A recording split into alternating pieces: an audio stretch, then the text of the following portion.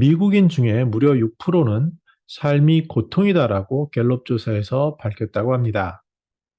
이것을 통해서 우리나라의 청년들이 가지고 있는 취업 전부터 평균 1200만 원의 빚을 가지고 부의 대물림이 아니라 빚의 대물림이 된다는 이런 것들을 통해서 특히 왜 미국에서는 삶이 고통이 됐고 우리가 맞이한 여러 가지 경제 위기 속에서 앞으로 방향과 시니어들이 청년 세대에 대해 어떤 이해를 가져야 할지 생각해 보았습니다.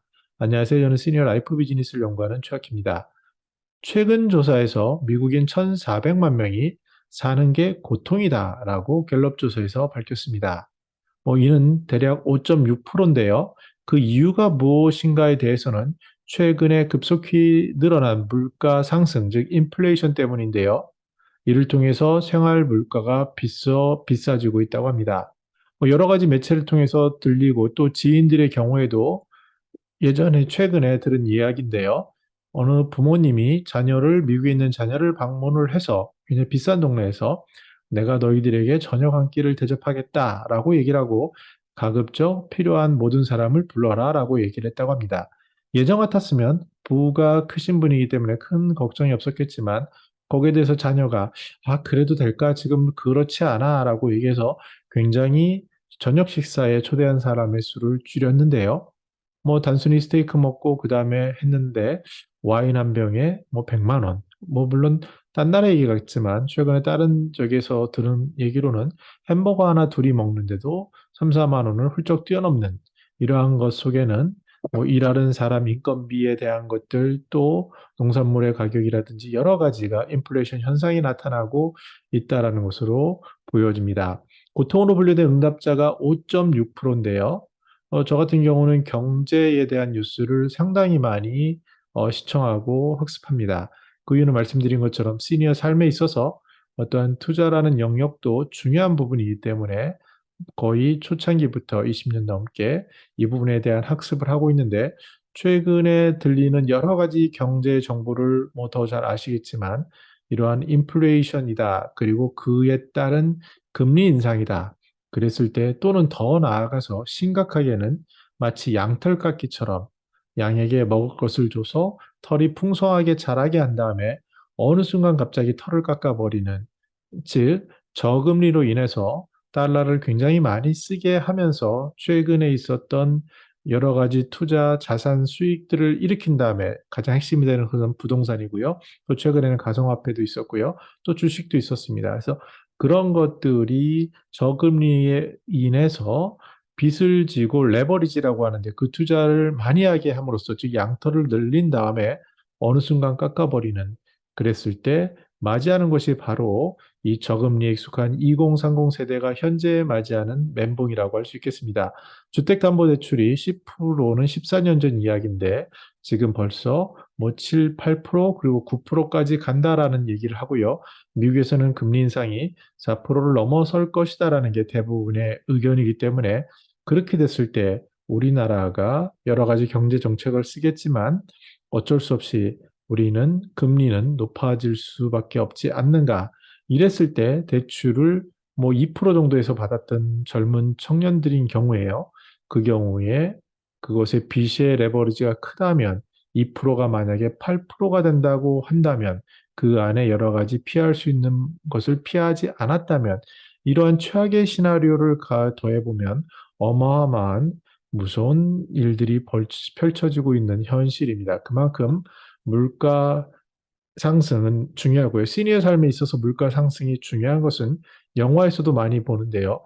연금 수령자가 연금을 받는데 그 금리 인상 폭이 물가 상승 폭을 뛰어잡지 못했을 때, 그리고 혹시라도 시니어가 어떠한 과도한 채무를 지거나 현금 흐름에 있어서 꼬이는 일이 발생했을 때, 구체적으로는 굉장히 많이 아파서 의료비가 너무 과하게 나갔다거나 아니면은 자녀 세대에게 과한 지출을 해줬거나 아니면 삶을 살아가면서 한 번쯤은 사기에 당하기 쉬운 구조, 물론 자신의 욕심에 의한 것이든 아니면 굉장히 구조화된 것에 의한 것이든 이런 어려움을 겪는 경우가 대부분의 경우에 많이 있는데 그것을 한 번이라도 잘못 겪었다면 그러한 위기와 불안감이 현재 시점에 단기적으로 줄 충격은 어마어마할 것 같습니다. 그런데 이것은 비단 시니어의 문제가 아니라 상대적으로 시니어들은 이런 삶의 경험이 있어서 위험에 대처할 능력이 젊은 세대보다 앞서지만 젊은 사람들도 굉장히 어려운 것은 현실입니다. 갑자기 얼어붙은 고용시장, 그리고 청년들은 대학 시절부터 뭐 부모님이 도와주면 좋지만 늘어난 물가, 그리고 또 저금리에 의해서 일부 흥청망청 쓸 수도 있겠지만 대부분의 건실한 학생들은 그게 아니라 단순히 학자금 대출을 받고 열심히 아르바이트를 했는데도 취업도 전에 마이너스 1200만 원이라는 현실적인 통계적인 수치가 주어지고 이 대출금에 이자가 붙고 그러면서 젊은 청년들이 일자리도 부족하기 때문에 프리랜서로 아르바이트를 여러 개 뛰는, 그래서 잔고가 마이너스 1200만 원이 아닌 0원으로 사회생활을 시작한 친구들이 부럽다라는 얘기를 하는, 정말 어떻게 보면 깊이 공감이 되는 그런 현실 속에 우리는 처해 있습니다. 네, 그 결과로 청년들의 부채가 급증을 하게 되고, 따라서 청년들이 비용 중에 가장 큰 부담이 되는 주거 비용에 대해서 거주 공간을 분리하지 못하는,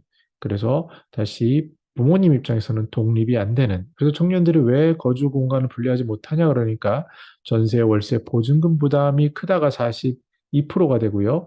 또 그리고 혼자 살게 되면은 생활비를 여러 가지 뭐 음식부터 감당해야 되는데 그 부담이 크다가 40%, 즉 집과 생활비에 대한 게 82%를 차지하게 되기 때문에 이러한 부담이 쉽사리 거주 공간을 분리하지 못하는 그런 현실로 주어지고 있고, 특히 이러한 경제 위기에는 그나마 부모님이라도 계신 경우에는 다행이지만 부모님이 사정이 넉넉지 않거나 이런 경우에는 그 고통은 정말 끔찍할 수 있겠다라는 생각을 해봅니다. 정리해 보겠습니다. 고금 물가, 고금리 시대 자녀 세대에 대해서 우리가 알아야 될 것은 지금 우리가 느끼고 있는 물가 상승이라는 것이 미국뿐만 아니라 청년들 또 시니어들에게 삶의 고통을 증가시키게 되는 현상이고요. 물가가 비싸지니까 특히 기본적인 주거와 음식에 대한 준비가 안 되는 경우에 기본적인 삶도 하기 어려운 분들도 우리나라에 굉장히 현재 많이 있다는 것을 생각해 볼 필요가 있고요. 여기에 더 나아가서 금리가 인상이 된다면 그 부채에 대한 채무 부담은 급격히 증가하게 되고, 그에 따라서 자신의 소득의 뭐 절반 이상을 대출이자를 갚는 분들도 주변에 뭐 볼 수도 있는데요.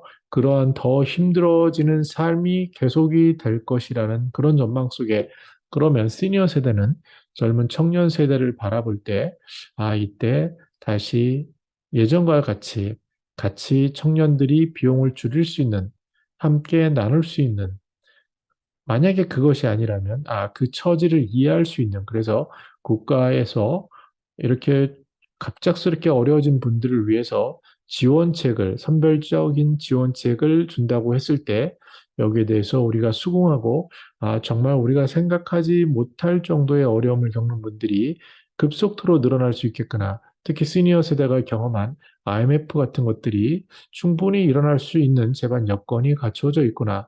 라는 그런 경각심, 그 속에서 우리는 같이 함께 나누는 것이 얼마나 소중한지에 대해 돌이켜 볼 수 있는 그러한 시간을 우리가 보내고 있는 것 같습니다. 저는 더 나은 시니어 상 공동체를 연구합니다. 감사합니다.